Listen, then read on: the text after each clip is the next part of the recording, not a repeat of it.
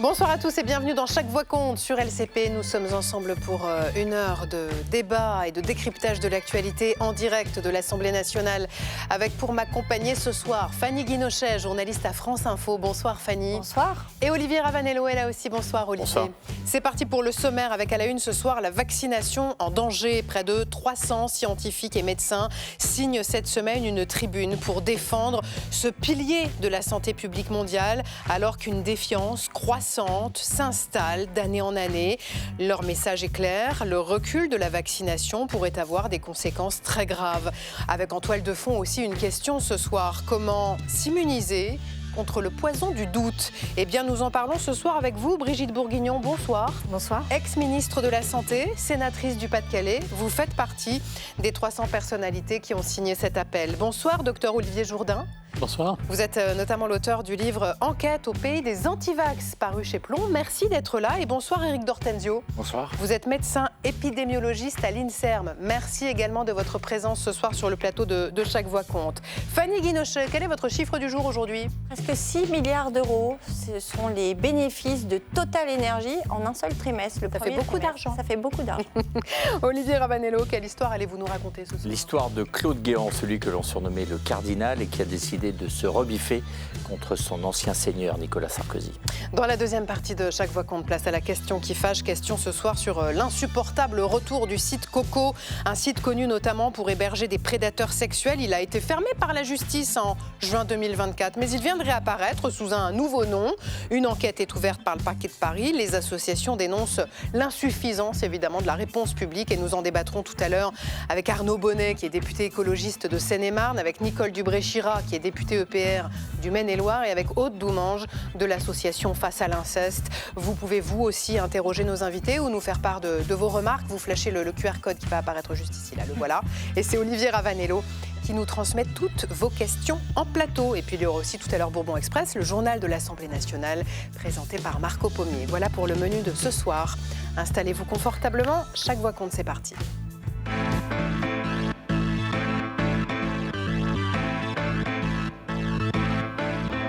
Et pour commencer, si vous le voulez bien, je vous propose de compter jusqu'à 8. 1, 2, 3, 4, 5, 6, 7, 8. 8 secondes, c'est le temps qu'il faut quelque part dans le monde pour vacciner et qu'un vaccin sauve une vie. Et c'est d'abord cela que rappellent quelques 300 personnalités dans une tribune publiée à l'occasion de la Semaine européenne de la vaccination. Le vaccin sauve des vies, 11 000 fois par jour. Mais la réalité des chiffres est aujourd'hui menacée par le vent mauvais de la post-vérité. Nous vivons une époque où un ministre américain de la Santé s'autorise à dire que l'autisme est causé par les vaccins et où des internautes s'interrogent sur le nombre de vaccins qu'aurait reçu une personnalité quand elle vient subitement de mourir. 2 minutes pour comprendre avec Stéphanie Despierres. Les antivax sont désormais à la Maison-Blanche. Le ministre de la Santé de Donald Trump est même l'un des plus virulents. 40 à 70% des mères qui ont des enfants autistes pensent que leur maladie a été causée par des vaccins. Comme Trump, je pense qu'on devrait écouter ces mères. Une affirmation fausse selon tous les scientifiques.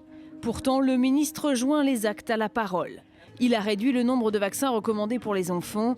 Il a surtout coupé les crédits de la recherche pour les vaccins ARN messagers. Et son discours conforte les sceptiques et renforce le recul de la vaccination. Conséquence, la rougeole revient en force aux États-Unis alors qu'elle avait disparu depuis 25 ans. 2200 cas et 3 morts l'année dernière. En France aussi, la maladie ressurgit. 873 cas en 2025 contre 483 en 2024. Un chiffre qui a doublé en un an alors qu'il avait déjà été multiplié par 4 l'année précédente. Pendant le Covid, les discours anti-vax ont inondé les réseaux sociaux. L'arrivée rapide d'un vaccin, pourtant efficace, a paradoxalement renforcé la défiance. Et ça continue. Une centaine de médecins, de chercheurs et de personnalités tirent donc la sonnette d'alarme dans une tribune publiée lundi dans Le Parisien. Nous assistons, sidérés, à un phénomène que nous aurions cru impossible. La remise en cause de ce que la science a de plus solidement établi. Ils craignent que ce qui se passe aux États-Unis arrive bientôt en France. Alors ils ont un message simple. La vaccination fonctionne, elle est sûre, elle sauve des vies, une vie toutes les 8 secondes. L'épidémiologiste Antoine Flao appelle les professionnels de santé à faire de la pédagogie. Plutôt que de traiter les gens d'antivax parce qu'ils vous posent une question sur le bien fondé de tel ou tel vaccin, il est important que les autorités de santé, mais aussi les experts, et comme je le disais, les généralistes et les pharmaciens, puissent apporter des réponses documentées par la science pour restaurer la confiance de ceux qui éventuellement se posent des questions, ont des doutes, qui peuvent être des doutes entretenus par des gens moins bienveillants et des gens plus complotistes. En France, la vaccination, c'est 4 millions de vies sauvées chaque année, 2 fois la population de Paris. Brigitte Bourguignon, vous faites partie des signataires de cet appel pour la vaccination. Cette tribune dit notamment « Le silence des maladies vaincues est un piège. Nous en avons oublié les ravages. C'est le privilège ingrat des victoires silencieuses. » Pourquoi un tel appel aujourd'hui et est-ce qu'on est en fait à un moment critique ? Je pense que le début de votre émission le démontre, s'il en était besoin. D'abord, même dans un pays aussi évolué que les États-Unis, on en est là aujourd'hui, avec des ministres de la Santé complotistes. C'est dramatique, mais on s'est installé dans une forme de confort dans nos pays, finalement, où des maladies avaient disparu. Et donc, dans ce confort, on se disait qu'il n'y a pas lieu de continuer à se vacciner puisqu'elles ont été éradiquées. Or, ce n'est pas le cas. Et donc, on le voit aujourd'hui, des maladies réapparaissent. Je prendrai juste le cas de la méningite, par exemple. Il y a une réapparition de méningite. On a un vaccin qui est obligatoire depuis 2025. Et force est de constater que ça n'est pas du tout encore élargi. Et donc, on est inquiet. Oui, on est très nombreux à être inquiets aujourd'hui, et sur ce plateau en particulier. Je dirais même que c'est devenu plus un phénomène de contestation. On l'a vu, c'est un peu le gilet jaune de la santé, où on a des personnes qui, pendant la crise sanitaire notamment, comme j'ai été amenée à suivre à ce moment-là, des personnes qui ne contestent pas forcément le vaccin lui-même, mais on ne nous croit plus. Et on ne croit plus, ni même à la science. C'est ce que j'allais vous dire. Vous êtes sénatrice, vous avez été ministre de la Santé. Est-ce que l'État a perdu la bataille de la pédagogie ? Mais je ne crois pas. Je crois qu'on a beaucoup d'autres phénomènes qui sont venus s'ajouter. On a par exemple Internet qui a permis à des gens de devenir des médecins chez eux, en regardant des sites. En se disant, ce qu'on a dit au moment du Covid, 70 millions de virologues. Bien sûr, il y a eu 70 millions de virologues, comme il y a plein d'entraîneurs en France sur les matchs de foot. Aujourd'hui, on en est là et il y a une défiance devant les progrès scientifiques et la couverture qu'on peut avoir. Éric d'Hortensio, vous, qu'est-ce qui vous inquiète le plus dans ce moment ? Ce qui m'inquiète, c'est qu'il y a une réapparition de maladies. On a oublié que certaines maladies, une maladie a été éradiquée grâce à la vaccination, c'est la variole, qui faisait des ravages il y a une 50aine d'années à peine, des millions de morts à cause de cette maladie. Et grâce à des campagnes de vaccination massive, on a pu éradiquer. Pour dire toute la puissance de la vaccination, la poliomyélite, on n'est pas loin de l'éradiquer, mais il y a encore des poches dans le monde et des personnes qui sont touchées. Et l'exemple le plus frappant, c'est la rougeole. On l'a vu dans votre reportage, il y a des positions qui sont prises par l'administration américaine sur ce vaccin. Il y a une réémergence, il y a des enfants qui meurent. Depuis 20 ou 25 ans, il n'y avait plus d'enfants qui mouraient aux États-Unis. Il y en a eu 2 ou 3 cette année. En France, le nombre de cas de rougeole augmente, ça tue. Donc ce qui m'inquiète, c'est la réapparition des maladies. Comment est-ce qu'on mesure la défiance à l'égard du vaccin ? Vous parlez de la rougeole précisément. Oui, il y a un vaccin contre la rougeole. Est-ce qu'il y a à la fois des parents qui se disent « il n'y a pas besoin de vacciner, la rougeole, il n'y en a plus », et puis quand bien même, moi je l'ai eu quand j'étais petite, c'était pas si grave. Alors c'est vrai qu'on peut avoir ce discours de gravité, c'est pas si grave, etc. Pour mesurer la défiance, il y a plusieurs façons.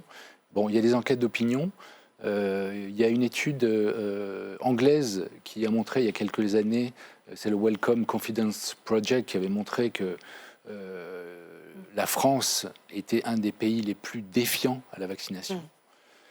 Et après, il y a des études scientifiques qui peuvent montrer des couvertures vaccinales dans certaines populations. À titre d'exemple, sur la rougeole, on dit qu'il faut 95% de la population qui doit être vaccinée pour essayer de l'éliminer ou voire de l'éradiquer. On n'en est pas encore là. On a des chiffres à 80, 85%.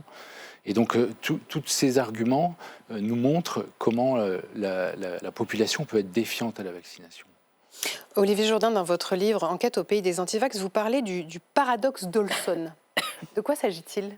Le paradoxe d'Olson, c'est intéressant parce que la question, c'est comment informer, qui doit le faire, par quels moyens. Et c'est la question qu'on a tous sortie des reportages que vous venez de nous montrer.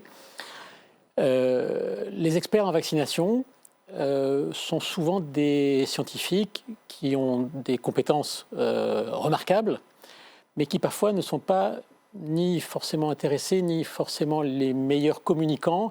Ni forcément intéressants, du coup. Et ceux qui doivent... Est-ce que c'est leur rôle ? Je pose la question. Et donc, il y en a un bon nombre qui se désintéressent de la communication. Ils disent, voilà, nous, on fait un vaccin. Il est bon, on fait des études qui sont de mieux en mieux. Hein. L'histoire a montré que les études dont on dispose sont bien meilleures actuellement que celles qu'on disposait il y a encore 20 ans. Mais finalement, une fois que le vaccin est sorti, ils ne se sentent pas tellement concernés par l'organisation des campagnes de vaccination. Parce que la com, ce n'est pas leur métier. Et la communication et la façon de le médiatiser. Et je pense que c'est un vrai travail à faire. C'est un vrai travail à faire avec vous, journalistes. Et nous devons réfléchir à mieux le faire. Pour cibler quelque chose qui me paraît important, c'est ce qu'on appelle plutôt l'hésitation vaccinale, c'est-à-dire des gens comme vous et moi, ça m'est arrivé à moi, de me poser la question, est-ce que je dois faire ce vaccin ? Est-ce que moi j'ai fait partie des cobayes de la première cohorte de vaccins pour l'hépatite B, au moment où il y a eu l'histoire des scléroses en plaques, qui est totalement fausse. Hein. Et aujourd'hui, on en est clairement... Mais ça a fait partie des fake news autour du vaccin. Question parce que j'étais un élève, moi, de Philippe Maupas, de Alain Goudot, et je me suis posé la question, et ça, c'est normal, je veux dire, qu'on se pose la question. Encore faut-il que les gens trouvent leur réponse dans leur environnement proche et qu'ils la trouvent facilement. Je voudrais vous montrer ce sondage réalisé récemment par Santé publique France qui mesure l'adhésion à la vaccination de façon générale chez les 18-75 ans en France. Je ne sais pas si on peut voir les chiffres parce qu'en fait, ce qui frappe, c'est surtout que la part des personnes très favorables au vaccin est passée de 37 à 24,8% en un an. Ce n'est pas la défiance qui monte, c'est la confiance qui s'érode, Brigitte Bourguignon. Pourquoi ? Je crois que la crise sanitaire a beaucoup joué. Et qu'on a dû faire, vous parliez de pédagogie ou de médiatisation, on a dû faire énormément de pédagogie, on en parlait avant d'entrer sur ce plateau. Je me souviens avec Olivier Véran et moi-même, on a dû aller convaincre. Moi, j'ai fait intervenir très souvent le professeur Fischer qui venait expliquer le vaccin à des professionnels qui travaillaient dans les EHPAD qui refusaient de se vacciner. Parce qu'on avait à la fois la vaccination à faire pour les personnes âgées qui étaient les personnes les plus tributaires du Covid et il fallait convaincre le personnel d'accompagner et au bout d'un mois ou deux, on n'en était qu'à 15 ou 20% de vaccinés. Pourtant, ce sont des professionnels qui adorent les personnes pour lesquelles elles travaillent. Donc je ne les remets pas en question, mais il fallait les convaincre.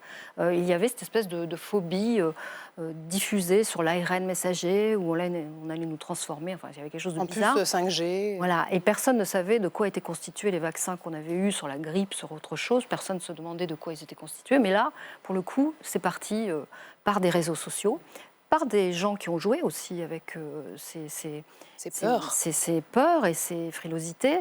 Et j'en veux à tous ceux qui se sont déclarés épidémiologistes pour mieux enfoncer ce qu'on faisait. Et donc, il m'a fallu faire venir le professeur pour expliquer à ces professionnels qui ont posé des tas de questions.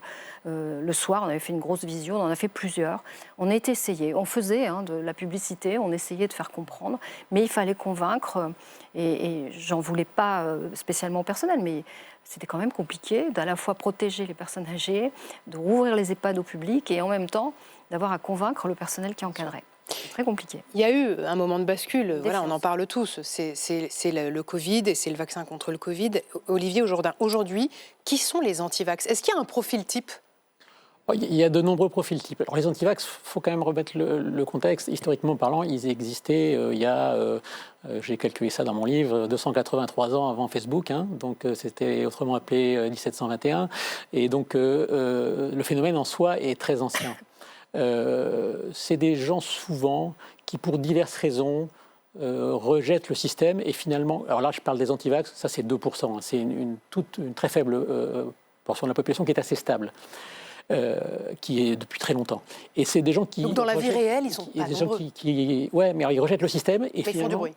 Ouais, ils sont très peu nombreux, mais pour le coup, ce qui est nouveau, et c'est là où on arrive aux réseaux sociaux, c'est que finalement ils avaient avant une diffusion de leurs idées qui était relativement modeste.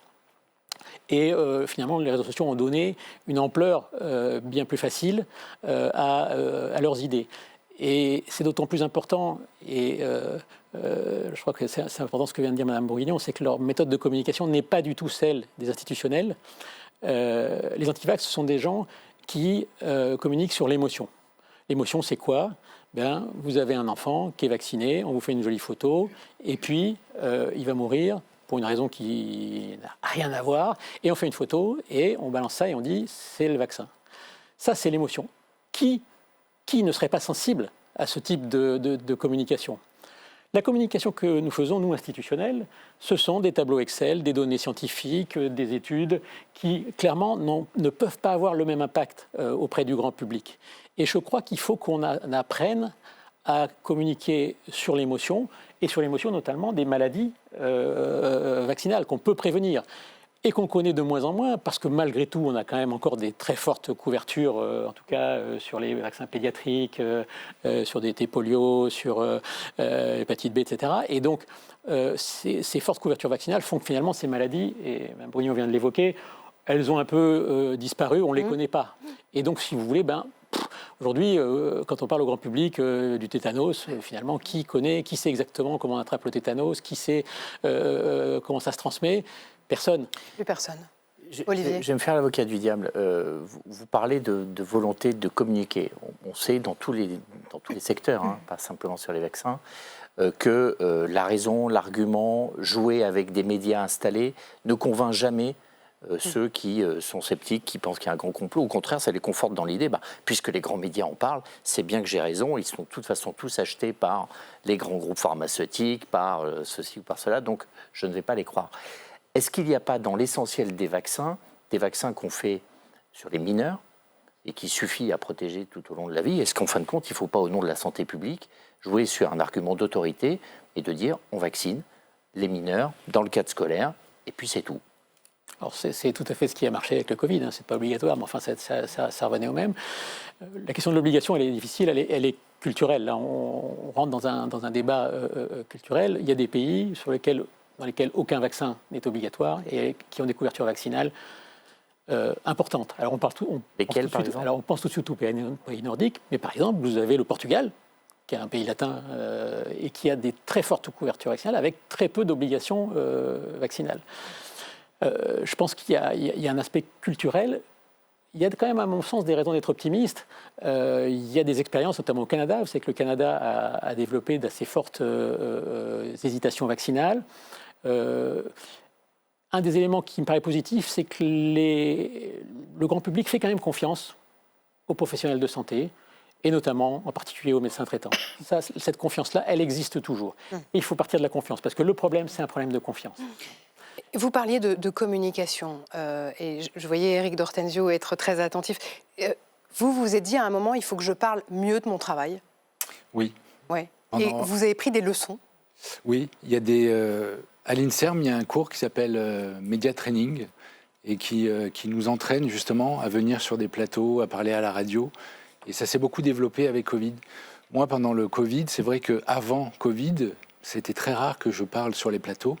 Et quand il y a eu Covid, on s'est rendu compte qu'il fallait y aller. Donc on prenait une partie de notre temps, et j'en parlais tout à l'heure avec Mme Bourguignon, de notre travail, alors qu'on était en plein boom Covid, mais on se disait qu'il fallait quand même venir sur les plateaux pour faire de la pédagogie, expliquer aux gens qu'est-ce qui se passait. Ça vous a plu ou ça vous a gonflé pour dire les choses? Non, ça m'a plu, parce qu'il fallait dire les choses.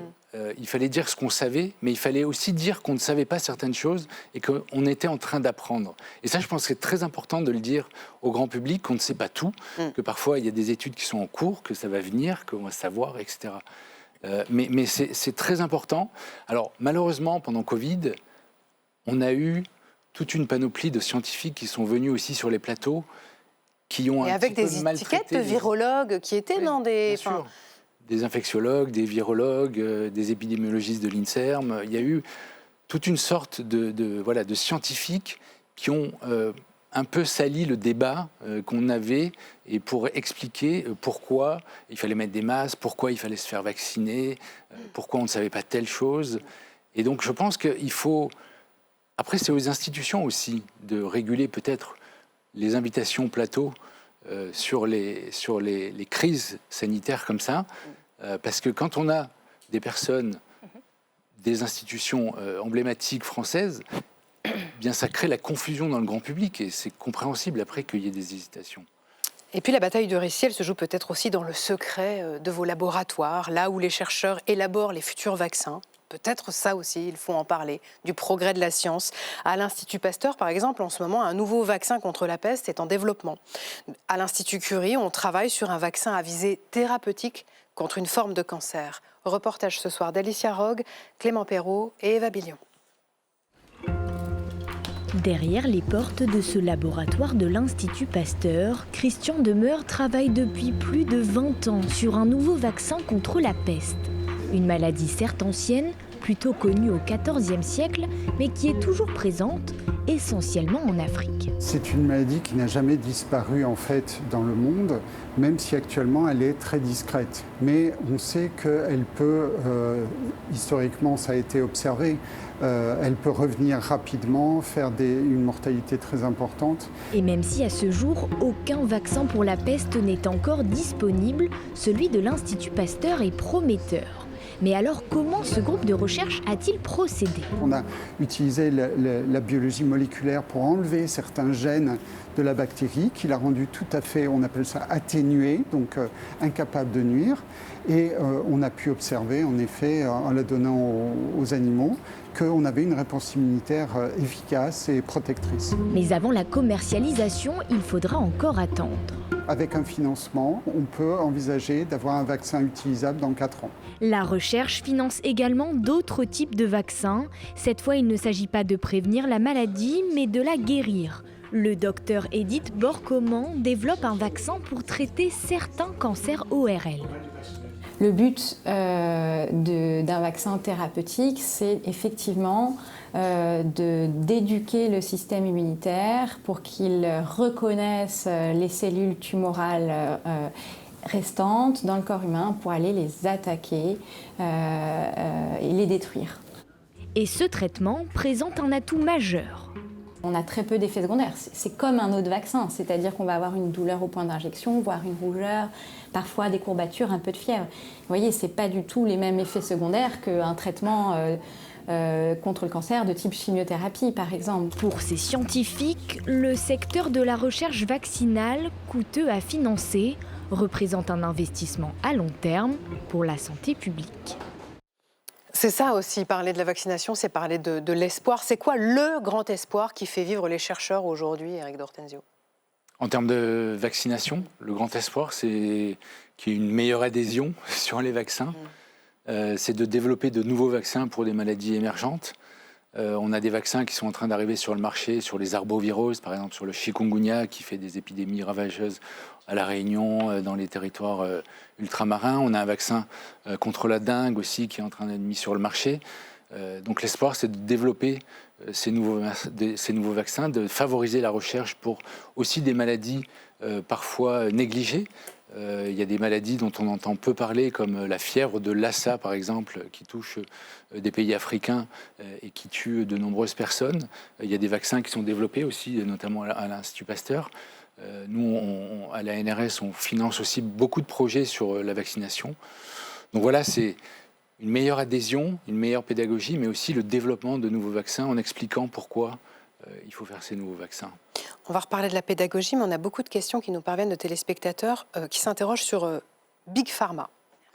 Est-ce que Big Pharma a une responsabilité dans la défiance vaccinale aujourd'hui ? Olivier Jourdain ? C'est un vrai débat et je crois qu'on a besoin d'une véritable transparence. Je pense que les études, et on l'a vu pour le Covid, les études n'ont jamais été aussi bien faites, n'ont jamais été aussi solides. Je vais prendre juste un exemple. Moi, je fais partie de la cohorte hépatite B. L'étude pivot de l'hépatite B, 300 personnes. l'HPV, je m'occupe beaucoup de l'HPV. Le papillomavirus. De papillomavirus, notamment en vaccination scolaire. 6 000. Le Covid, 40 000. Donc les études, vous voyez, avec le temps. Pourquoi ? Parce que les moyens, tout simplement, et notamment numériques, n'étaient pas les mêmes dans les années 80 qu'en 2020. Et donc je crois que les études, elles sont de plus en plus solides. Là aussi, je pense que c'est important. Il est normal et même indispensable que les labos travaillent avec des opérateurs. Vous voyez, il y a Étienne qui nous interroge. Est-ce que l'une des raisons de la défiance croissante ne proviendrait pas du mélange des genres entre certains médecins et les grandes firmes pharmaceutiques ? Brigitte Bourguignon, je vous vois lever les yeux au ciel. Oui, parce que c'est chaque voix compte et la voix d'Étienne compte aussi. Elle compte tout autant que la mienne. Ce que je voulais dire par là, c'est que ça a été beaucoup développé dans des arguments politiques qui ont été beaucoup avancés, beaucoup trop avancés. Et pour le coup, ça a donné aussi, ça a participé de cette défiance, cette peur de la financiarisation de la santé, ce qui est normal. Moi, je peux la comprendre. Donc il faut réussir d'abord à accentuer les financements sur la recherche, parce que je suis un peu inquiète sur ces financements. Moi, j'ai interpellé le gouvernement l'autre jour sur des essais cliniques qui pourraient être réalisés en France. Il faudrait que notre souveraineté soit assurée à ce niveau-là, et peut-être ça rendrait plus indépendant peut-être des instituts comme Pasteur, Joliot-Curie et la recherche du côté laboratoire qui produit. Bon, voilà, c'est peut-être une des sources à réfléchir. Et puis après, il faut ce que disait le professeur, c'est-à-dire qu'il y a une adhésion plus large du public, mais aussi qu'on développe peut-être chez les jeunes le sens critique par rapport à ces informations fausses qu'on leur diffuse. Ça, c'est un travail de longue haleine, mais un travail qui est urgent maintenant. Et tout ce travail, il passe aussi donc par l'éducation nationale. Oui, et aussi... Je parlais de la vision politique qu'ont certains, vous évoquiez Big Pharma, le business, les affaires, etc., qui prennent le dessus parfois sur les messages de santé qu'on doit passer. Il y a aussi des parlementaires qui aujourd'hui sont anti-vax clairs et qui, à chaque occasion, reviennent sur l'obligation vaccinale. Chaque année, dans le PLFSS, j'en suis témoin, que j'étais députée ou maintenant sénatrice, l'obligation vaccinale. Vous parliez de ça pour les jeunes, mais l'obligation vaccinale pour les soignants, là, même cet hiver contre la grippe, ont été rejetées à chaque fois par des personnes qui considèrent que c'est la liberté de chacun, que oui, enfin, au nom de la liberté de chacun, la liberté des autres s'arrête, quoi. Donc il y a un moment, oui, on a aussi dans les rangs à regarder un peu ce qui se dit parfois, et c'est grave qu'on puisse porter ce genre de discours au sein même, que ce soit de l'Assemblée nationale ou du Sénat. Je vous vois opiner du chef, Olivier Jourdain. Non, c'est un point très important. C'est le libertarianisme, qui est un courant de pensée qui est à l'origine du Trumpisme. Le meilleur exemple, c'est Jay Satyagraha, qui est le directeur du NIH, qui est un médecin économiste, qui est actuellement le directeur du NIH, qui est quand même une instance importante aux États-Unis sur la santé, et qui est opposé philosophiquement à toute action de santé publique, dans la mesure où, pour le libertarianisme, chaque individu, l'individu prime sur le groupe. Et donc, il n'est pas question d'imposer quoi que ce soit. Chaque individu doit être libre de tout sur le plan économique et sur le plan personnel, sur le plan médical, sur tous les plans. Et ce courant de pensée, qui n'est pas né aux États-Unis, qui est né en Belgique, mais qui s'est développé considérablement aux États-Unis, est en train de se développer partout. C'est, en résumé, un individualisme forcené. C'est ça le libertarianisme. Mais vous disiez, les antivax, ils jouent sur l'émotion. Et pourquoi vous ne le feriez pas, vous aussi? Jouer sur les émotions, faire des campagnes où on ne voit pas forcément une piqûre qui va dans un bras, mais où on voit autre chose, où on voit des gens qui guérissent, où on voit du bonheur. Est-ce que ce n'est pas aussi ça, l'axe de communication? Si je peux me permettre, on avait essayé, vous savez, pendant la crise sanitaire, et quand on a commencé la campagne de vaccination, on avait essayé d'avoir des messages où on voyait les personnes âgées qui retrouvaient leur famille. C'était la condition quand même d'ouverture de ces lieux qui étaient fermés. C'était quand même des conditions exorbitantes de droit commun et de restrictions de liberté incroyables qu'on a pu prendre à ce moment-là, et c'est heureux.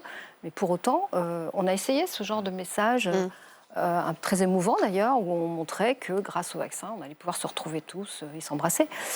Bon. Ouais. En fait, ce genre de campagne, ça va toucher une certaine partie des hésitants. Quand on regarde les anti-vax, parce que anti-vax c'est un mot un peu générique, mais il y a ceux qui hésitent, et c'est normal, le doute existe. En science, c'est la base d'avoir un doute. Le doute, ce n'est pas le début de l'antivax, on est d'accord. C'est pas le début de l'antivax, mais c'est normal, on hésite, c'est un nouveau vaccin, c'est ces enfants qu'on va vacciner. On pense qu'il y a environ une trentaine de % de la population qui hésite, mais qui, à la fin, vont se faire vacciner. Après, il y a les sceptiques convaincus. Là, c'est beaucoup plus difficile, même des campagnes de communication sensibilisantes vont être difficiles à toucher. Et ensuite, il y a les militants anti-vax qui vont faire de la propagande sur les réseaux, qui vont essayer de convaincre les autres par des images, comme vous le disiez. Et donc, c'est quasiment impossible de toucher cette infime partie qui représente peut-être 1% de la population. Donc, il faut travailler sur les hésitants qui sont prêts à recevoir des messages. Ce travail, c'est les médecins, c'est les pharmaciens. C'est les médecins, c'est les pharmaciens, c'est les campagnes de vaccination du gouvernement, de Santé publique France. C'est toutes ces institutions qui doivent, les instituts de recherche aussi, quand on développe un vaccin, expliquer comment on le fait, etc. Bon, vous voyez, on vient d'en parler pendant 35 minutes. Ça fait 262 vies sauvées par un vaccin pendant qu'on en parlait. Et Brigitte Bourguignon, je peux vous demander de lire la toute fin de la tribune qui paraît sur le site de l'Institut Pasteur et qui est donc signée par 300 scientifiques et personnalités, dont vous. Okay. C'est la beauté terrible de la prévention. Elle n'a pas de visage, pas de nom, pas de récit. Elle a seulement des chiffres. Et derrière ces chiffres, l'immensité de tout ce qui est arrivé, tout ce qui n'est pas arrivé, pardon. Toutes les 8 secondes, un être humain échappe à la mort grâce à un vaccin. Ne laissons jamais ce compteur s'arrêter. Eh bien, merci à tous les trois d'être venus en parler ce soir dans Chaque Voix compte. On peut retrouver donc l'appel des 300 scientifiques sur le site de l'Institut Pasteur. Merci infiniment. On poursuit avec vous, Fanny Guinochet, parce qu'il y a un autre compteur qui tourne pendant qu'on parle. C'est celui du prix de l'essence à la pompe. Et c'est votre chiffre du jour.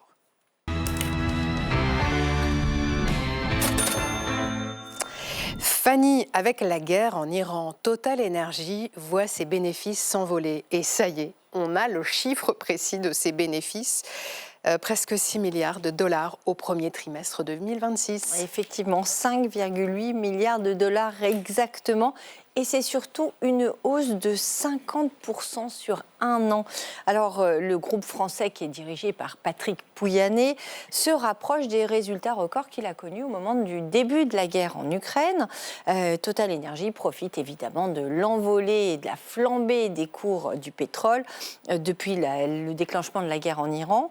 70 $ début février, c'était le prix du baril sur les marchés mondiaux. Il est passé à 100 $ à la fin.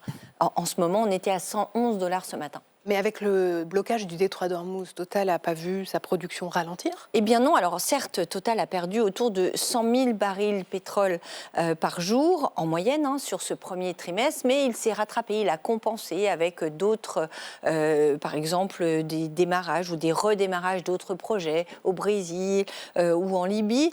La firme a pu maintenir aussi sa production de gaz, et puis elle a raffiné à plein régime, ce qui lui a rapporté de l'argent, près de 2 milliards de dollars, et entre le raffinage et la commercialisation. Par commercialisation, il faut entendre les ventes. Et vous savez, l'opération de blocage des prix, de plafonnement des prix dans les stations Total qu'on connaît depuis 2 mois a très très bien marché et a fait venir un certain nombre de clients. Dernier levier de revenus pour Total, c'est aussi, on en a un peu parlé, l'opération de trading. Vous savez, cette opération de négoce où Total a acheté, c'est révélé par le Financial Times, Total a acheté du pétrole au début de la crise, quand les prix étaient bas, et puis il l'a revendu ensuite beaucoup plus cher. Ça lui a rapporté beaucoup d'argent. Sauf que ce que vous nous dites ce soir, c'est que ça ne va pas forcément rapporter beaucoup d'argent à l'État français. Et non, pourtant on pouvait s'imaginer qu'on en bénéficierait, parce que Total Energy, c'est une entreprise française, le siège social est à Paris, à la Défense, mais effectivement, ça ne va pas aller dans les caisses de l'État. La question a été posée hier à Isabelle Patrier, qui est la directrice France de Total Energy. Voilà ce qu'elle a répondu aux députés, on l'écoute. Je peux vous dire qu'on aimerait bien payer des impôts en France. Pourquoi est-ce qu'on ne paye pas d'impôts en France ? C'est parce qu'en fait, nous avons une activité de raffinage qui, globalement, porte des pertes, principalement l'essentiel du temps. Alors, autrement dit, puisque Total est déficitaire en France, notamment avec son activité raffinerie qui est en perte, eh bien, Total ne paye pas d'impôts, ou en tout cas très peu. Par exemple, Total Énergie, l'année dernière, n'a pas payé la contribution exceptionnelle sur les grandes entreprises. Il faisait partie des groupes qui y ont échappé parce qu'il fait l'essentiel de ses bénéfices à l'international. Alors ça, c'était hier, sauf qu'aujourd'hui, Total Énergie se retrouve vraiment sous pression avec la polémique sur les super profits des pétroliers, qui est repartie de plus belle en fait. Ah oui, c'est allé très vite. Diffusion des chiffres ce matin à 8h. Ensuite, Maud Bréjon, porte-parole du gouvernement, mais aussi ministre de l'Énergie, a réagi en fin de matinée en disant finalement, la taxation sur les super profits, on n'est pas contre, enfin, on ne s'interdit rien. Pas plus tard que cet après-midi, c'est Sébastien Lecornu lui-même, Premier ministre donc au Sénat, qui est monté au créneau, qui appelle Total Énergie à redistribuer d'une manière ou d'une autre, je cite, ses éventuels profits exceptionnels. Autant dire que la pression elle est maximale en ce moment sur le groupe français. Groupe français qui, lui, se défend en disant qu'il redistribue, notamment avec son opération de plafonnement à la pompe, opération qui, normalement, doit s'arrêter le 30 avril, c'est-à-dire demain, mais que Total devrait probablement prolonger au mois de mai, en disant, regardez, les ménages, eux, ils en profitent, ils sont contents de trouver une essence à plafonné à 1,99 par exemple dans nos stations. Mais effectivement, c'est le début d'une polémique parce que, par exemple, les socialistes vont déposer demain une proposition de loi qui envisage de taxer ces surprofits. Il devrait trouver un certain nombre d'échos dans l'hémicycle. Merci beaucoup Fanny Guinochet. Dans un instant, la question qui fâche, on va parler du site Coco fermé par la justice il y a 2 ans et qui vient de réapparaître. On va en débattre avec nos 3 prochains invités. Avant cela, c'est quelle histoire? Et c'est Olivier Ravanello.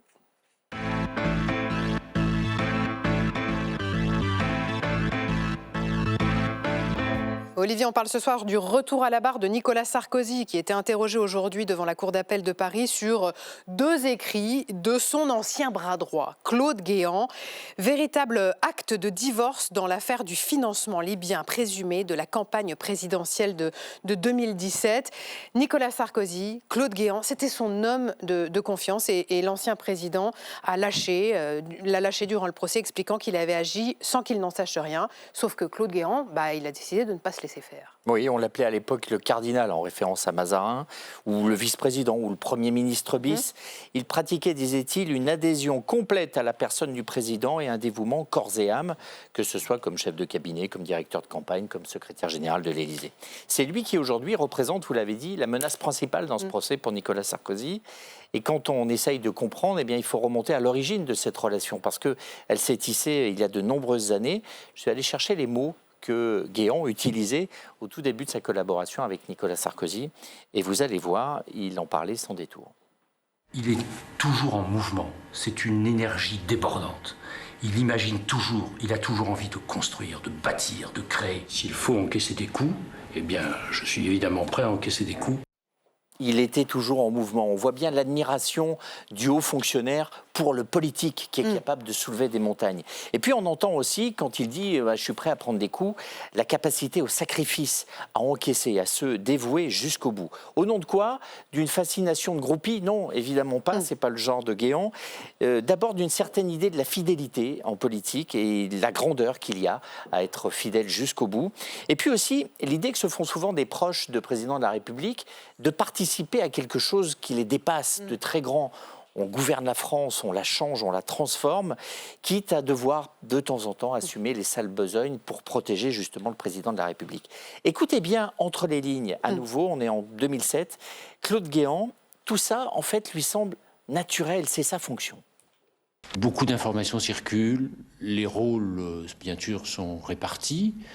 Mais enfin, nous avons l'habitude de travailler ensemble, c'est-à-dire que personne ne s'offusque que quelqu'un ait des idées sur le territoire de l'autre. Beaucoup d'infos circulent. Il est au cœur de la machine du pouvoir. Il le sait, il voit tout, il entend tout, il sait tout. Et puis quand il dit personne ne s'offusque entre lui et Nicolas Sarkozy, ça veut dire quoi? Ça veut dire ma parole vaut la sienne. En gros, lorsque vous parlez à Guéant, vous parlez à Sarkozy. Et quand Sarkozy dit Guéant va faire, Guéant fera. Et c'est cela que l'on entend évidemment en écho aujourd'hui au procès dans la cour d'appel. Oui, c'est la défense de Claude Guéant qui dit « Mais comment imaginez-vous que j'ai pu y prendre la moindre initiative sans que Nicolas Sarkozy le sache ?» Il l'a répété, « Je n'ai jamais fait que servir de mon mieux Nicolas Sarkozy. Servir de mon mieux Nicolas Sarkozy. » On a l'impression qu'il parle d'un monarque. Et donc le cardinal, eh bien, il est venu devant ce tribunal apporter au juge des preuves pour dire « Regardez, je n'ai fait qu'obéir à des consignes. » Et notamment la capture d'écran du documentaire de notre confrère Antoine Vixine. On est dans une réunion entre Kadhafi et Nicolas Sarkozy qui, à cette époque, est président. Et on voit Guéant qui vient lui parler à l'oreille. Pour lui dire quoi? Pour dire, d'après Guéant, Claude, voyez cela. Voyez cela, ça veut dire... Occupez-vous de renvoyer l'ascenseur à Kadhafi, vous savez de quoi je veux parler. 3 mots, simplement, qui sont au cœur de ce procès. C'est la phrase type d'un chef qui confie à un exécutant de confiance. Il n'y a pas de témoin, il n'y a pas de traces, et il n'y aura pas vraiment non plus de partage de responsabilité. On est parole contre parole, et c'est au juge de devoir trancher. Il y a quelque chose de shakespearien dans ce dénouement, un peu comme Kent dans Le Roi Lear, celui qui, après avoir tout donné, s'être sacrifié, est abandonné par celui qui le servait. Merci beaucoup Olivier. On passe à la question qui fâche.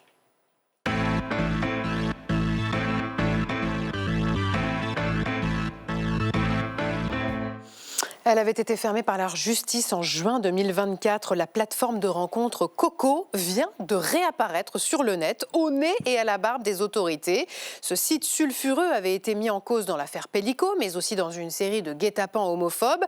Le parquet de Paris a ouvert une enquête hier et on en parle ce soir avec vous, Arnaud Bonnet. Bonsoir. Bonsoir. Vous êtes député écologiste et vous avez interpellé le gouvernement cet après-midi sur le sujet lors des questions au gouvernement. Bonsoir Nicole Dubré-Chirat. Vous êtes député Ensemble pour la République et membre de la délégation aux droits des enfants. Merci également d'être là. Et puis bonsoir Aude Doumange. Bonsoir. Vous êtes responsable de plaidoyer au sein de l'association Face à l'inceste. Vous avez fait part de votre colère depuis la réapparition de ce site Coco. C'est Martin Bornet qui pose ce soir la question qui fâche. Un nouveau nom, Cocoland, une nouvelle adresse web.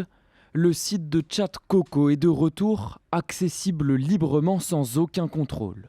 Pourtant, il avait été fermé par la justice en juin 2024, après des années de scandales, nommé dans plus de 23 000 affaires pénales liées à des agressions sexuelles sur mineurs, des viols ou encore des guet-apens homophobes. Coco a notamment été au cœur du procès des viols de Mazan. C'est via cette plateforme que Dominique Pellico recrutait les violeurs de sa femme. L'association Face à l'inceste s'est fait passer pour une adolescente de 13 ans. En quelques minutes, 15 hommes ont démarché le profil. J'ai envie qu'on parle de sexe. Bah, c'est bizarre, j'ai 13 ans et toi 30. Je sais, mais j'aime parler de ça avec des filles de ton âge. La Fondation des femmes dénonce l'insuffisance de la réponse des pouvoirs publics pour lutter contre ces sites. On a besoin de davantage de moyens bien sûr pour investiguer ces plateformes, considérant quand même qu'il s'agit de flagrance, qu'il s'agit de bandes organisées. Interrogé cet après-midi à l'Assemblée nationale, le ministre de l'Intérieur reconnaît à demi-mot son impuissance. Le vrai sujet, c'est notre capacité à fermer immédiatement ces sites. Alors on y veille, on y travaille, l'OFAC veille très sérieusement sur ce sujet, mais c'est effectivement le vrai problème, la capacité à tout de suite fermer un site en dehors d'une procédure judiciaire. Pour le moment, le site reste actif, accessible à tous, sans aucune vérification d'âge. Alors la question qui fâche, la voici. Pourquoi l'État est-il impuissant face à ces sites complices de pédocriminalité ? Arnaud Bonnet, on vient de vous voir dans l'hémicycle interpeller le ministre de l'Intérieur Laurent Nunez cet après-midi. Que vous a inspiré la réponse du ministre ? C'est un état de fait. C'est un état de fait parce qu'on s'est désarmé tout seul. Ça fait bien longtemps qu'on aurait dû songer à cette ère du net qui s'est ouverte à nous avec tous ces effets positifs, mais également tous ces effets pervers, voire très négatifs. Donc on a actuellement l'Arcom, éventuellement, lorsqu'elle est saisie, elle peut fermer un site, mais pornographique, dans lequel il y aurait des images pédocriminelles, sous 48 heures. Nous avons la plateforme Pharos qui permet de faire des signalements, mais qui vont derrière être transmis à la justice avec le temps judiciaire que l'on connaît. Donc oui, on a un manque qui aurait dû être réfléchi pour moi depuis longtemps. Parce qu'on est dans des temporalités courtes. Tant que ces sites restent ouverts, nous avons des enfants qui sont en danger. Il était ouvert encore cet après-midi, donc il n'y a pas de blocage immédiat possible, c'est ça? C'est ça. Nicole Dubré-Chirat, je trouve ça insupportable en fait. Le site a été fermé il y a 2 ans. On se dit, il rouvre aujourd'hui. En fait, le problème de ces sites, c'est qu'ils rebondissent plus vite qu'on ne le souhaite, sous une forme ou une autre, celui-là, mais il y en a plein d'autres qui existent aujourd'hui. Et en fait, effectivement, il faut d'abord avoir des signalements. Alors ça vient plus vite aujourd'hui par l'intermédiaire des usagers ou des associations.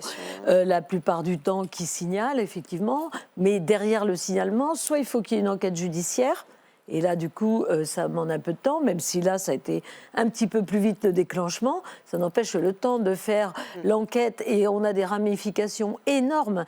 Parce que c'est vrai que moi, je suis allée à la cellule de pédocriminalité. Quand il faut aller rechercher sur le net les personnes, c'est monde entier, hein, les auteurs, c'est très, très compliqué. Donc, ça demande du temps avant de pouvoir les recenser, les sanctionner, les condamner et pouvoir fermer le site. Donc, on a sans doute une accroche à prendre pour pouvoir fermer ces sites de façon plus rapide. Le problème étant que si on les ferme au niveau français, on a des hébergeurs qui sont étrangers et qui, effectivement, eux ne seront pas fermés. Donc, on a aussi un problème aujourd'hui avec l'Europe qui, la semaine dernière, les députés européens n'ont pas reconduit la possibilité de signaler et de mettre de manière automatique la possibilité de fermer ces sites. Donc, on a un vide juridique, là, qui ne nous arrange pas la situation en ce moment. Aude Doumange, heureusement que Face à l'inceste était là, parce que c'est vous qui avez fait un des premiers signalements contre la réouverture de cette plateforme, en imaginant un faux profil d'adolescente, Lou en l'occurrence. C'est ça, complètement. Préado même, 13 ans, c'est ça? 13 ans, c'est préadolescente, c'est 5e. C'est-à-dire que quand on a été mis au courant de la réouverture de ce site, tout simplement, nous sommes allés comprendre la réalité, voir ce qu'il s'y passait. Nous avons donc créé ce faux compte de Lou, 13 ans, qui, en moins d'1 minute, s'est vu être contacté par pas moins de 3 utilisateurs qui leur envoyaient des messages à contenu sexuel. À peu près la demi-heure qui a suivi, on était à peu près un contenu avec des contenus sexuels par minute. Et je ne vous parle pas non plus de tous les contenus qui ont été envoyés, où il n'y avait même pas une formule de bonjour, mais simplement des photos d'organes masculins sexuels. Donc face à cela, bien évidemment, c'est quelque chose qui n'est pas entendable, c'est quelque chose qui est grave. Bien évidemment, Lou n'existe pas, mais c'est la réalité de centaines de milliers de jeunes filles ou de jeunes hommes de cet âge-là. Et c'est pour ça que l'association a initié cette pétition qui émanait aussi de la société civile quand la mobilisation a commencé à se construire. Et aujourd'hui, en moins de 72 heures, on est à plus de 8000 signataires qui ont pris le temps d'aller signer cette pétition. Et donc, à notre sens, c'est vraiment aussi un signal extrêmement fort qui est envoyé. Mais c'est une pétition qui demande quoi ? Qui demande la fermeture immédiate de ce site. Mais est-ce que vous savez par quels moyens on peut bloquer immédiatement ce genre de site ? Parce que finalement, vous vous retrouvez face à l'impuissance que décrit même le ministre de l'Intérieur cet après-midi dans l'hémicycle. Oui, complètement. On ne remettra jamais en question le déroulé de l'enquête qu'il se passe. Par contre, on a énormément de mal à entendre que notre État ne soit pas à hauteur de la réalité de ce que vivent ces enfants et qu'il n'ait pas les mesures d'agir rapidement. Nous avons consulté quand même certains articles de loi, comme l'article 6 de la loi sur la confiance sur le numérique, qui permet, dans certaines situations, notamment en cas de danger, de venir agir, d'opérer une action en référé. Au-delà de la procédure judiciaire, il y a aussi la procédure administrative.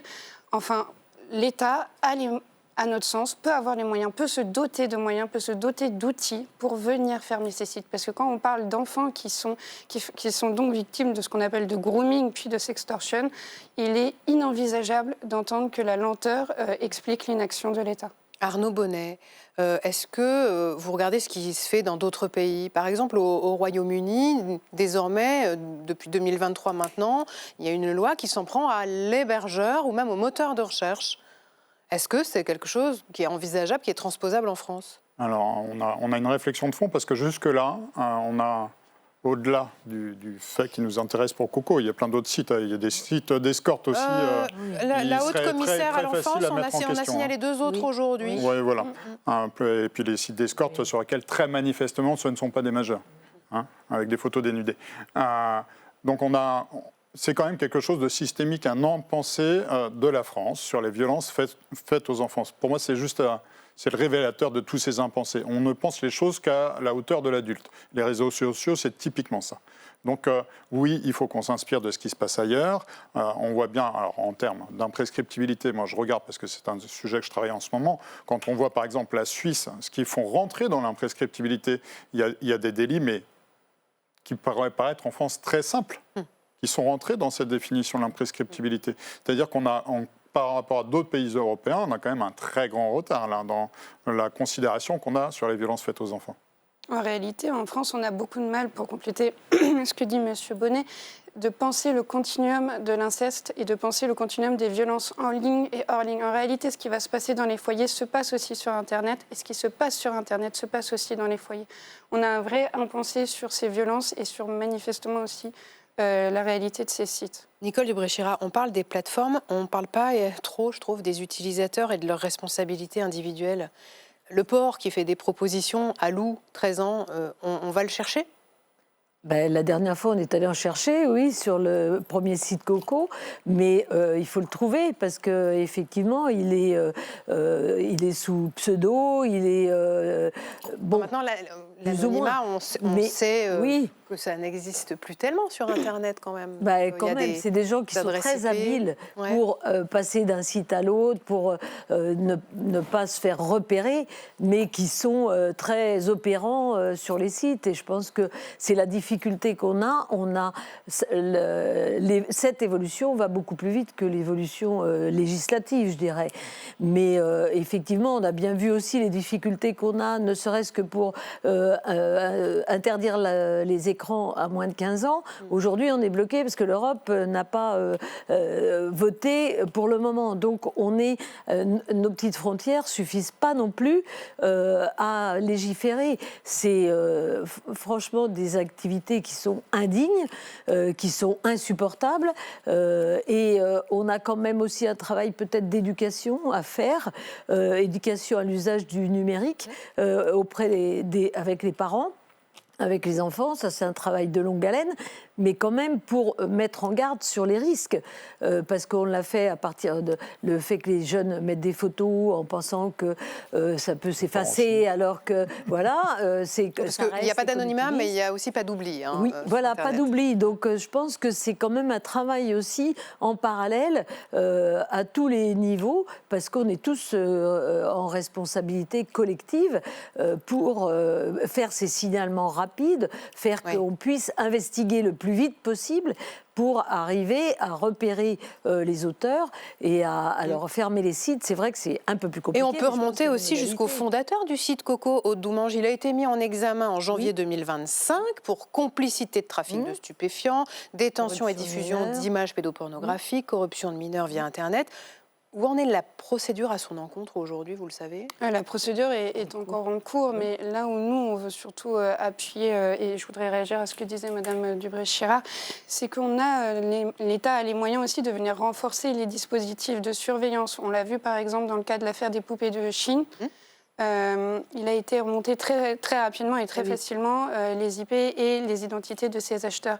Donc on a vu l'État à l'œuvre sur une affaire aussi sordide que les poupées gonflables agir aussi rapidement. Et donc on entend que sur les sites comme Coco, mais évidemment il y en a d'autres, et c'est ça qui est grave, et que sur toutes les formes que prennent ces sites, l'État doit se doter de moyens pour agir rapidement. Il y a aussi, Olivier, une question qui porte justement sur ce sujet des VPN, ces systèmes qui permettent de ne pas être localisés géographiquement. Est-ce qu'il est envisageable de les interdire aussi ? Arnaud Bonnet, vous avez l'air d'en douter. Non, c'est pas ça. C'est que je pense qu'on a les moyens de le faire si on le souhaite. Voilà. C'est pareil sur le suivi de ces personnes. On a un fichier actuellement, alors qu'il n'est pas assez large, un fichier des infractions, en gros, qui s'appelle le FIGES. Ce fichier, il n'est pas assez large, je l'ai dit, donc il y a une nécessité de l'élargir. Mais ce fichier-là, ce sont des personnes qui devraient être dedans. Et on a déjà dans les dénominations de ce qui rentrerait à l'intérieur de ce fichier. Typiquement, quelqu'un qui irait harceler une mineure sur Internet avec des propos sexuels, etc., devrait être dedans s'il y a condamnation. Donc on a des outils qui existent déjà. Il faut les déployer bien davantage. Alors certes, on manque de moyens, très certainement. De moyens. Des moyens humains ou techniques ? De moyens humains. Des moyens humains aussi. Non, les moyens techniques, on les a. Par exemple, à l'OFMIN, ils sont une petite centaine à traiter de ces réalités pour... OFMIN, Office français des mineurs. Office français des mineurs, pardon. Pour des dizaines de milliers de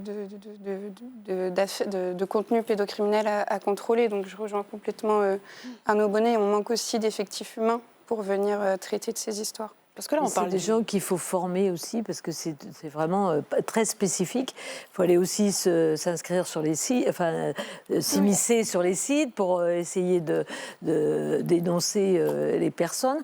Et c'est vraiment un temps de formation assez long pour les personnes qui vont sur ces secteurs-là. Au-delà aussi de la formation, nous, c'est quelque chose que Face à l'inceste prône aussi. C'est aussi, par exemple, de venir investiguer systématiquement les contenus informatiques quand il y a plainte d'inceste pour inceste ou plainte pour violence sexuelle. Parce que comme on l'a vu encore dernièrement avec l'affaire du procès Le Scornec dans lequel nous étions partie civile, c'était encore lié le contenu pédocriminel exprimer aussi la réalité de ce qu'il a fait subir au sein de son foyer. Et bien évidemment, le procès Pellico qu'on connaît, qui justement l'investigation de ces contenus informatiques ont permis de retracer tout ce qu'il se passait aussi au sein du foyer. Il y a quand même des sites actuellement sur lesquels les hommes, quand il s'agit de violences envers les femmes ou envers les enfants, il y a des procédés qui sont décrits pour ne pas laisser de traces, pour ne pas laisser de preuves. Donc on a aussi un sujet... Des modes d'emploi. Des modes d'emploi. Il y a une vraie communauté qui existe sur ces... Il y a une vraie stratégie aussi. Oui. Pardon, mais est-ce que depuis la fermeture de Coco, ça avait baissé ? Parce que, vous voyez ma question, c'est-à-dire, vous dites Coco, c'est un repère de prédateurs. C'est pas en fermant la savane qu'on éradique les lions, on est d'accord ? Donc ces prédateurs, s'ils ne sont pas là, ils vont être ailleurs. Oui, mais vous voyez, petit à petit, en supprimant ces réalités de chat, on vient aussi supprimer leur technique qui s'appelle par exemple le grooming, puisque vous vous doutez bien qu'une enfant de 13 ans ne va pas aller instinctivement se connecter sur un tel site. Ils vont être au début repérés et démarchés sur des sites tels que Vinted, Snapchat, Discord, enfin tous ces sites plus mainstream, et ils vont être amenés, une fois la relation de confiance faite, sur ces sites. Donc si on est amené à les supprimer, à les interdire, ou du moins à les contrôler davantage, on aura déjà beaucoup plus agi que de ne rien faire actuellement en ne le fermant pas. Ouais, et là où je vous rejoins de toute façon, c'est qu'on a quelque chose, on a une problématique systémique dans notre pays. Et il faut qu'on avance efficacement sur le sujet. C'est sans doute pas propre à la France. On en parle les uns et les autres. Et plus vite. Et donc, oui, justement. Est-ce que c'est à Bruxelles que ça se joue aussi ? Mais vous savez que d'ailleurs, sur cette dérogation qui a justement été arrêtée le 3 avril, les géants de la tech comme Google et Microsoft ont eux-mêmes appelé les décideurs politiques à légiférer dans leur pays sur ces réalités. C'est-à-dire que même au sein de l'écosystème, et même les gros acteurs de l'écosystème, appellent à s'emparer du sujet. C'est vous les législateurs. Donc Eh bien, donc on le fait dans différents cadres, au sein de nos commissions d'enquête. On a la commission. Mais il y a une éventuelle proposition de loi qui est en préparation. Alors moi, sur le sujet, j'ai la proposition de loi sur l'imprescriptibilité, parce que je pense que nous avons un débat sur le sujet, un débat sociétal, et qu'il faut mener ce débat de manière publique. Donc c'est pour moi une nécessité. Ça permet aussi de mettre en avant toute la prévention qu'il faut faire. Et donc là, j'avais aussi une autre proposition de loi, cette fois-ci sur l'élargissement du fichier dont je vous parlais tout à l'heure. J'espère qu'on va le retrouver dans le projet de loi qui arrive bientôt sur la protection des enfants.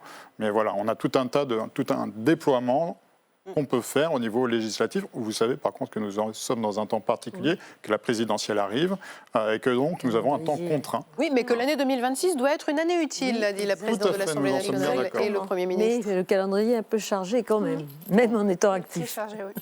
Justement, puisque le calendrier est chargé, on va en parler dans Bourbon Express. C'est le journal de l'Assemblée nationale et c'est Marco Pommier.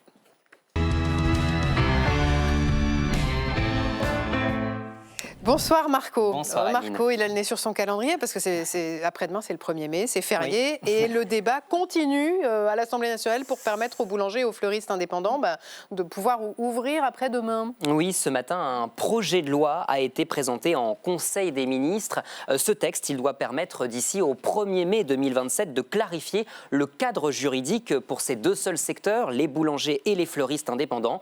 Les conditions seront fixées par un accord de branche.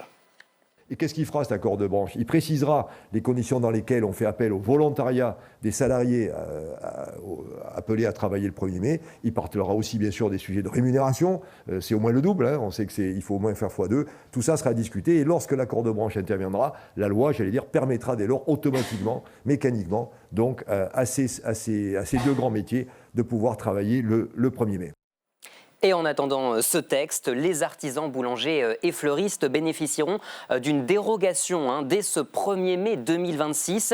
Travail des salariés sur la base du volontariat, rémunération doublée, pas d'amende en cas de contrôle de l'inspection du travail. C'était l'engagement de Sébastien Lecornu, une décision contestée devant le Conseil d'État par les écologistes. Un recours en urgence a été défendu et déposé ce midi par la députée Danielle Simonet. Elle a dénoncer un abus de pouvoir. Regardez, la loi sur le 1er mai doit être respectée et l'indépendance de l'inspection du travail garantie. Résultat, le ministre du Travail, Jean-Pierre Farandou, a voulu calmer le jeu. Je n'ai donné aucune instruction en quoi que ce soit auprès des inspecteurs du travail, voilà, que ce soit très très clair, et c'est démontrable, vraiment aucune instruction, je l'ai dit tout de suite, donc je rappelle le caractère éminemment indépendant de ce corps de contrôle. Nous faisons appel à l'intelligence collective des parties prenantes. Voilà, pas d'instruction, mais pas de sanction non plus. On verra bien ce que ça donne vendredi 1er mai. Arnaud Bonnet, pas d'instruction, pas de sanction pour les boulangers, les artisans qui vendraient du pain après-demain. Dans une période particulière, nous on s'en plaint beaucoup. C'est le fait qu'on considère qu'il y a un dévoiement de nos institutions, que les règles sont contournées dans la légalité. Mais c'est une difficulté parce que du coup, il est nécessaire que l'Assemblée nationale se prononce et discute des sujets. C'est un indispensable. Il y a quand même, vous disiez, sur le volontariat, quand même, quand il y a des patrons et des employés, il y a un rapport de domination qui est évident. On a quand même un petit sujet de quelques vides juridiques, parce qu'en fait, faute d'avoir pu passer le texte en commission mixte paritaire, on ne peut pas donner d'instruction à un organisme indépendant. Et on dit quand même aux artisans, vous pouvez travailler avec des salariés, sauf que si effectivement on a un problème, l'inspection peut d'abord faire un contrôle, peut d'abord mettre une amende. Et compte tenu du contexte, ça peut donner des envies à certains. Et on peut aussi avoir un accident de travail. Et dans ces conditions, comment ça fonctionne alors que l'affaire n'est pas réglée, puisque les accords de branche, c'est pas pour demain. C'est pour 2027. Le 1er mai 2027. C'est bien, on aura donc encore le débat l'année prochaine. Un peu de souci. Nous, notre souhait, c'était qu'ils puissent travailler là, dans un cadre juridique clair. On poursuit avec les travaux de la commission d'enquête sur l'inceste, qui auditionnait aujourd'hui même 3 personnalités du monde de la culture. Oui, l'illustratrice Cécile C, la chorégraphe Myrlo Dulaurier et l'actrice Colline Berry ont témoigné devant les députés, des témoignages forts, bouleversants. Celui de Colline Berry a marqué les esprits. Elle accuse son père, l'acteur Richard Berry, et son ex-compagne Jean Manson d'agression sexuelle. L'enquête a été classée sans suite en 2022 pour prescription. Attaquée pour diffamation, Colline Berry a été relaxée en 2024. Dans son audition cet après-midi, elle est revenue sur son parcours judiciaire. En portant plainte, j'ai donc été attaquée, dénigrée, traitée de folle, de mythomane, confrontée à des contre-vérités aberrantes sur l'inceste. J'ai passé 5 ans à subir un nombre indécent d'audiences et de procédures en appel et en cassation. La diffamation est devenue leur arme, un autre outil de renversement accusatoire. Vous n'êtes plus victime, vous êtes coupable. Car dans ce type de procédure, vous n'êtes même pas présumé innocent. Voilà, Colline Berry qui dénonce des dysfonctionnements dans le traitement judiciaire de son cas. Comprendre les dysfonctionnements, trouver des solutions et mettre des propositions, c'est en partie l'objet de cette commission d'enquête lancée fin janvier. On termine avec cette question qui concerne notre portefeuille. Notre pouvoir d'achat a-t-il progressé depuis l'arrivée au pouvoir d'Emmanuel Macron en 2017 ? La réponse est oui, sur le papier. C'est la conclusion d'une mission d'information parlementaire présentée aujourd'hui à l'Assemblée par 2 députés, Thierry Benoît du groupe Horizon et Robert Lebourgeois du RN. Selon leurs travaux, le revenu disponible brut par habitant aurait progressé d'environ 13% entre 2017 et 2024. Mais, parce qu'il y a un mais, il s'agirait d'une hausse en trompe-l'œil. Il existe en France un fossé devenu vertigineux entre d'un côté les chiffres officiels du pouvoir d'achat et de l'autre le vécu de nos compatriotes qui décrivent un déclassement profond et durable. Ce fossé n'est ni le fruit d'une irrationalité, ni celui d'un défaut de pédagogie. Il est le résultat assumé de choix méthodologiques qui invisibilisent une partie de la France, celle des classes moyennes, des retraités modestes, des territoires ruraux et périurbains. Et pour mieux évaluer le pouvoir d'achat, les 2 députés appellent donc à une réforme de la statistique publique parmi leurs nombreuses propositions. Merci beaucoup Marco, merci à tous les 3 d'être venus ce soir sur le plateau de Chaque Voix Compte. Merci Fanny, on vous écoute demain matin sur France Info. 7h51. Et merci Olivier et à demain. À demain. À demain, à vous aussi chez vous. Merci de nous avoir suivis. L'émission est rediffusée tout à l'heure à 23h30. Vous la retrouvez aussi bien sûr sur lcp.fr. Passez une excellente soirée sur la 8. À demain, 19h30 en direct.